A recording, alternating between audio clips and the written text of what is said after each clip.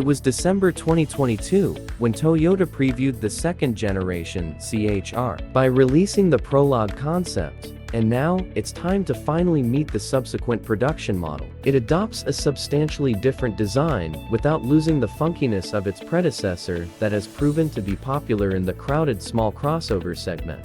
Its replacement has been developed and engineered in Europe, where it's also going to be manufactured. We're being told the 2024 CHR has a super coupe profile and gets 20-inch wheels, as well as a two-tone paint job. Toyota went the extra mile to reduce the shut lines and better integrate the cameras, sensors, and headlight washers to give the body a smoother look for a cleaner design with improved aero. In terms of dimensions, the new model is 4,360 mm long, 1,830 mm wide, and either 1,558 mm or 1,564 mm tall, depending on the version. Step inside the cabin, and you'll notice a 2.3-inch fully digital instrument cluster joined by a touchscreen of the same size. Fancier versions also get a head-up display, 64-color ambient lighting, a panoramic roof, and a JBL sound system.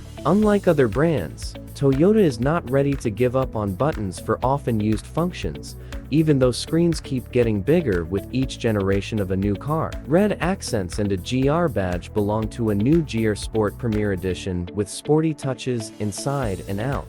As expected, the new CHR will be available in Europe exclusively with hybrid power. The 1.8-liter unit and the 2.0-liter plug-in hybrid setup come only in front-wheel drive guys, while the 2.0-liter hybrid can be had with optional AWD. In terms of power, the base 1.8-liter unit delivers a combined output of 140 horsepower, followed by the 2.0-liter setup with 198 horsepower, and the PHEV with 223 horsepower.